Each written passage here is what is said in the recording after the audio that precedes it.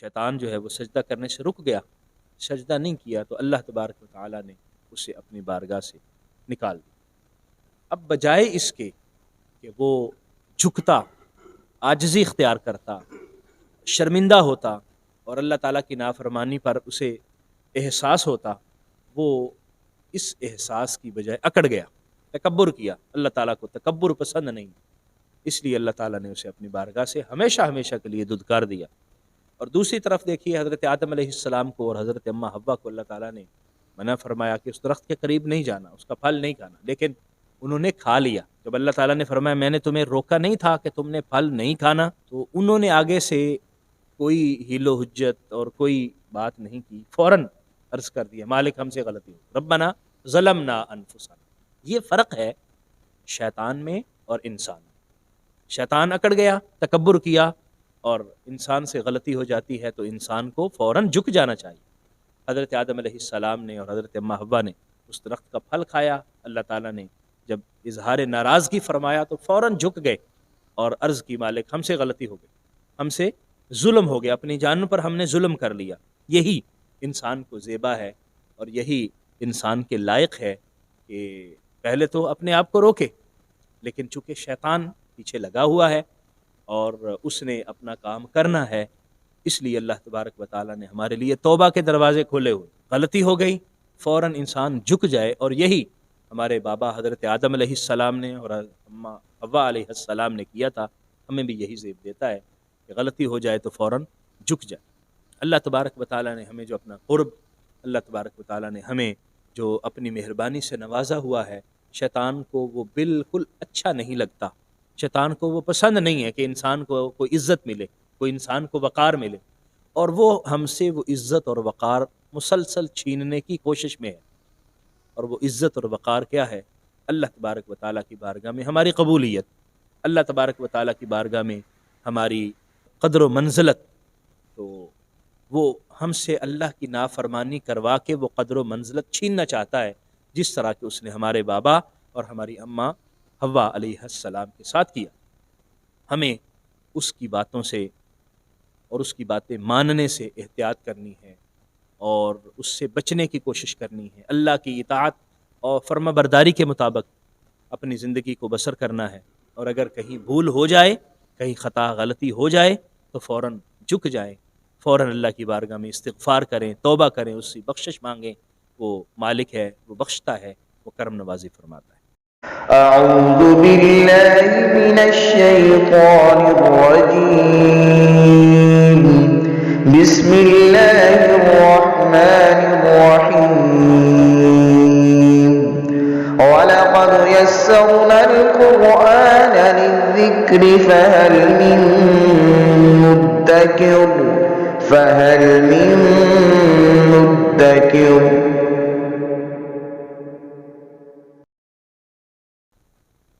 بسم اللہ الرحمن الرحیم۔ سورہ اعراف کی 19 نمبر آیہ مقدسہ ہے، 8واں پارہ اور دوسرا رکوع ہم پڑھ رہے ہیں سورہ اعراف۔ اعوذ باللہ من الشیطان الرجیم، بسم اللہ الرحمن الرحیم۔ وَيَا آدَمُ اسْكُنْ أَنْتَ وَزَوْجُكَ الْجَنَّةَ فَكُلَا مِنْ حَيْثُ شِئْتُمَا وَلَا تَقْرَبَا هَٰذِهِ الشَّجَرَةَ فَتَكُونَا مِنَ الظَّالِمِينَ۔ حضرت آدم علیہ السلام کو جنت میں رہنے کا حکم ہو رہا ہے۔ شیطان کو اللہ تعالیٰ نے نکلنے کا حکم دیا اور اپنی بارگاہ سے اسے دھتکار دیا اور اپنی رحمت سے اسے محروم کر دیا، کیونکہ اس نے اللہ تبارک و تعالیٰ کے حکم کی نافرمانی کی، حضرت آدم علیہ السلام کو سجدہ کرنے سے انکار کر دیا۔ حضرت آدم علیہ السلام اور حضرت اماں حوا کو حکم ہوا کہ آپ نے اپنی زندگی کے ایام جنت میں گزارنے۔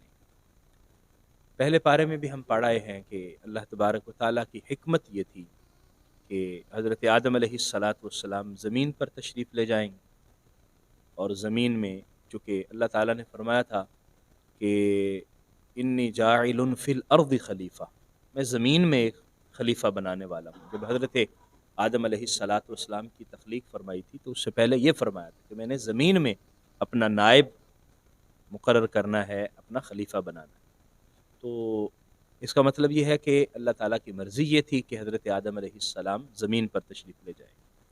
تو وہاں پر ابتدا میں قیام ہی عارضی تھا، تو اللہ تعالیٰ کی طرف سے حکم ہوا، لیکن ساتھ ساتھ یہ بھی حکم ہو گیا کہ آپ نے یہاں رہنا ہے لیکن اس درخت کے قریب نہیں جا۔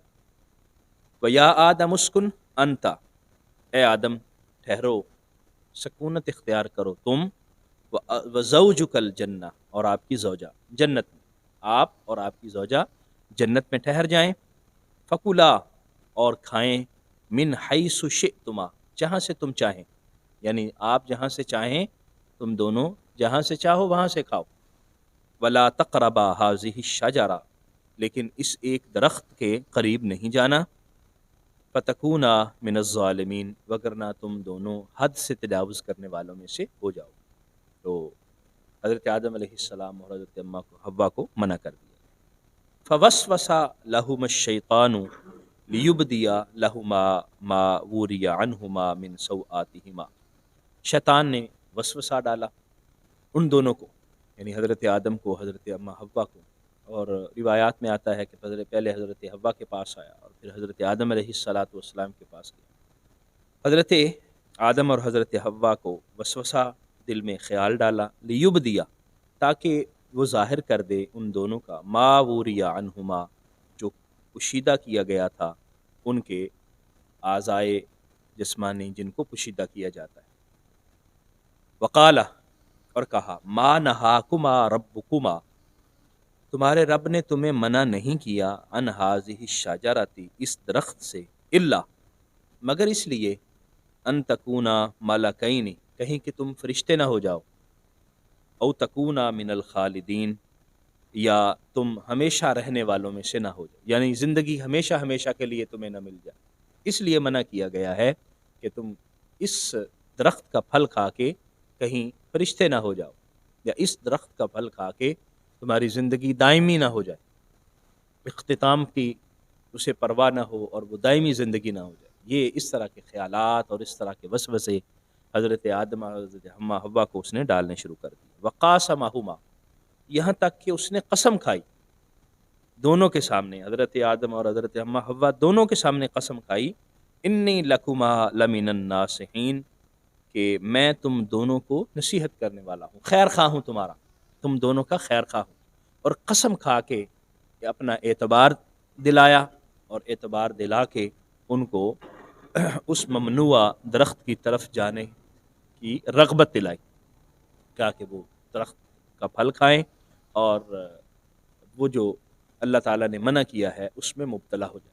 اب جب وہ باتیں بھی کر رہا ہے، خیالات بھی ڈال رہا ہے، پھر اس کے ساتھ ساتھ جو ہے وہ قسمیں بھی کھا رہا ہے اور اس طرح کی باتیں بھی کر رہا ہے، تو حضرت اما حوا اس کی باتوں میں آ گئیں، اور پھر اس کے بعد حضرت آدم علیہ الصلاۃ والسلام بھی، فدلاہما بغرور، اور اس نے دھوکے کے ساتھ ان کو اس طرف مبتلا کیا۔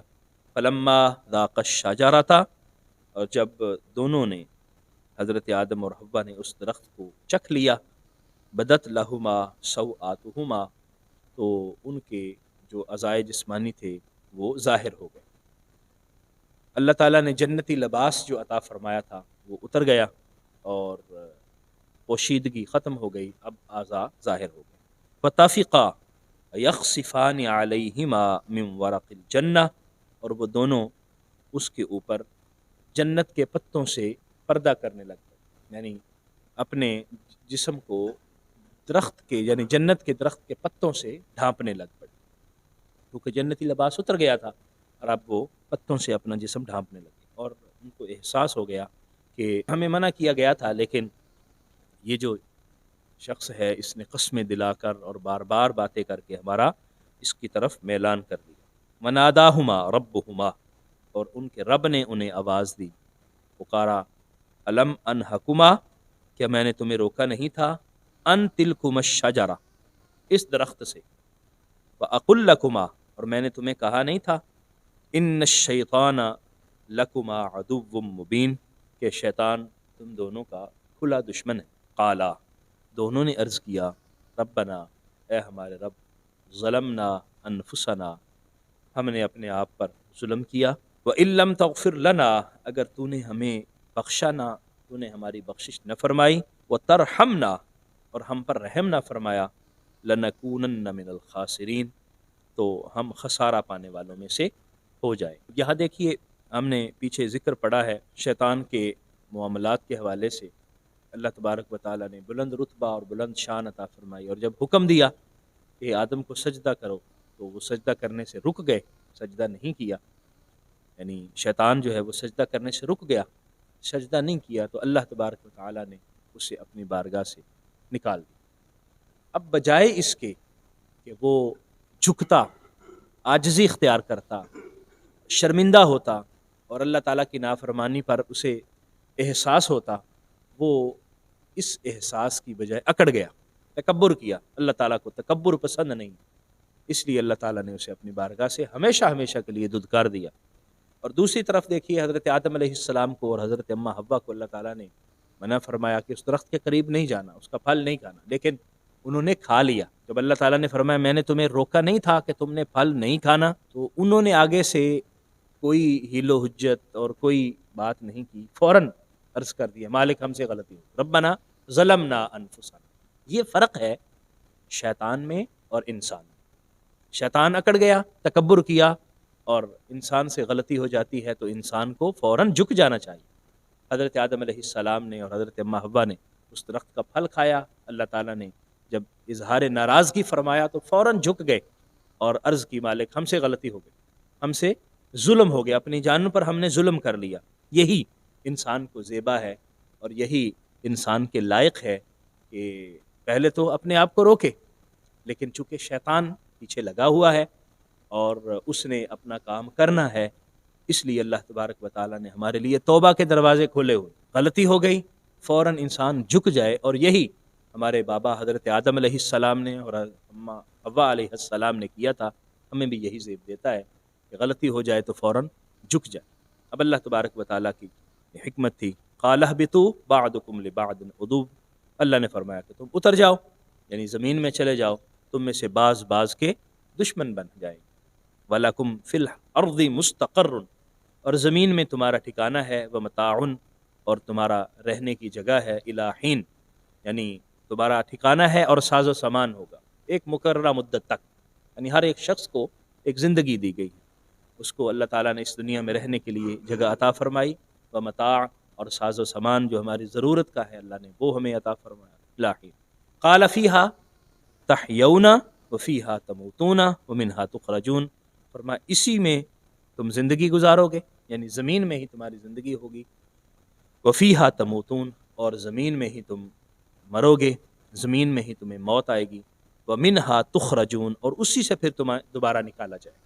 یعنی اسی زمین میں ہم نے زندگی گزارنی ہے، اسی زمین میں رہنا ہے، اسی میں ہماری موت ہوگی، قبر میں دفن کر دیا جائے گا اور پھر اسی سے ہمیں دوبارہ زندہ کیا جائے گا اور پھر اللہ کی بارگاہ میں ہمیں حاضر کر دیا جائے گا. آج کے اس درس سے ہمیں یہ سبق ملتا ہے.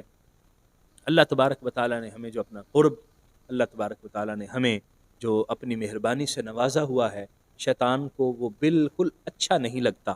شیطان کو وہ پسند نہیں ہے کہ انسان کو کوئی عزت ملے، کوئی انسان کو وقار ملے، اور وہ ہم سے وہ عزت اور وقار مسلسل چھیننے کی کوشش میں ہے. اور وہ عزت اور وقار کیا ہے؟ اللہ تبارک و تعالیٰ کی بارگاہ میں ہماری قبولیت، اللہ تبارک و تعالیٰ کی بارگاہ میں ہماری قدر و منزلت.